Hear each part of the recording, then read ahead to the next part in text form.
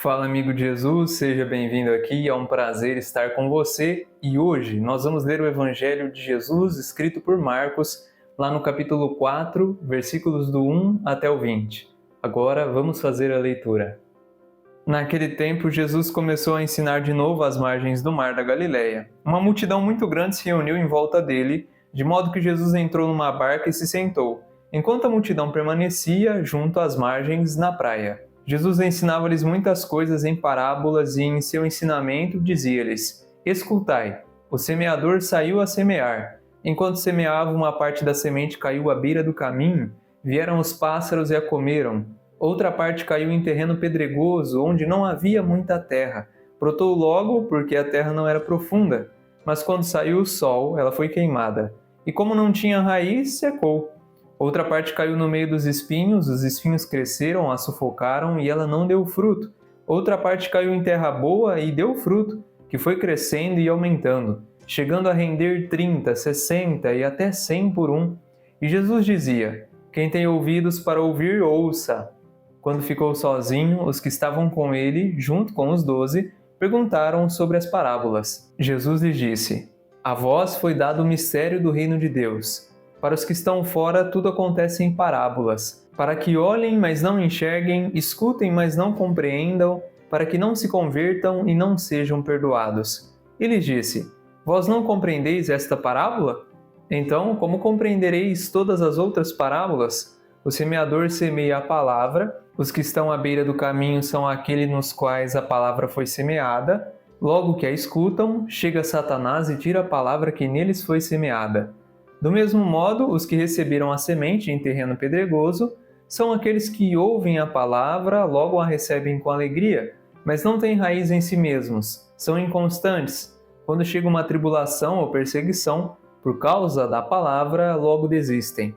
Outros recebem a semente entre os espinhos, são aqueles que ouvem a palavra, mas quando surgem as preocupações do mundo, a ilusão da riqueza e todos os outros desejos, sufocam a palavra, e ela não produz fruto. Por fim, aqueles que recebem a semente em terreno bom são os que ouvem a palavra, a recebem e dão fruto. Um dá 30, outro 60 e outro 100 por um. O Evangelho de hoje vem apresentar para nós a parábola do semeador. A parábola são essas histórias que Jesus conta para as pessoas da época dele e também hoje conta para nós, a fim de que ela seja um espelho do nosso cotidiano, da nossa realidade. Jesus aqui provavelmente estava lidando com pessoas que eram agricultoras, que cuidavam da terra. Por isso que ele usa esse estilo literário da parábola, para que as pessoas se enxerguem nos mistérios divinos de Deus na sua vida natural e cotidiana. Hoje para nós também serve porque, de certo modo, já estamos com um conhecimento um pouco mais amplo, e sem contar que Jesus aqui explicou o significado da parábola, tanto para os seus discípulos, quanto para que nós entendamos. Nós vemos aqui que tem duas coisas que são iguais, e apenas uma coisa é diferente na parábola. O semeador é o mesmo, a semente também é a mesma, e o que muda é o solo, é o coração do ouvinte. O seu coração ele pode estar num jeito hoje, e o importante é que o nosso coração ele é algo dinâmico. É dinâmico no sentido de que ontem o seu coração era de um jeito, hoje ele é de outro, amanhã pode ser melhor ou pior do que hoje. Tudo se depende, necessariamente falando, da sua disponibilidade, de como você lida com esse solo. Para você ter uma ideia, essa questão de usar a semente que Jesus utiliza aqui, ela é fantástica. A semente, muitas vezes, ela pode ser considerada uma ideia ou uma palavra. Nesse caso aqui, Jesus está usando a semente como uma analogia da palavra de Deus. Então, o solo, o nosso coração, ele é o cerne da nossa inteligência, do nosso ser. Muitas vezes o coração refletido na Bíblia fala daquela parte mais íntima do ser humano, digamos assim.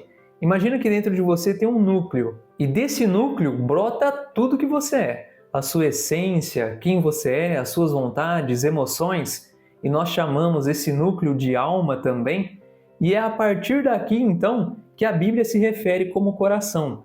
esse núcleo na qual é você por completo que se manifesta aqui no exterior, que nós conhecemos como coração na Bíblia.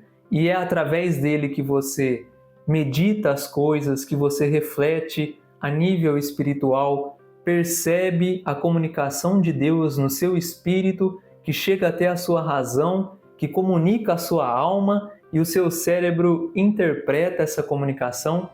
Eu sei que é um assunto bem extenso, mas eu quero que você fique claro acerca disso, que o seu coração, portanto, é esse solo e é um solo que precisa ser cuidado, porque o que eu estou te falando aqui é uma semente também. Nós lemos a semente da palavra de Deus. E o que vai fazer diferença na sua vida é como você cuida desse solo de fato. É importante você entender que quando você não planta nada, não é que não vai nascer nada, nasce praga. Se você não ocupar a sua mente, o seu coração, o seu solo com a palavra de Deus, vai nascer praga nesse solo. E a praga que vai nascer aí vai levar o seu coração para os 3 níveis que nós vemos aqui: à beira do caminho, o que tinha pedregulhos e o que tinha espinho. Quando você planta a semente da palavra de Deus, se torna por fim o solo bom, que frutifica, dá 30, 60, 100 por 1.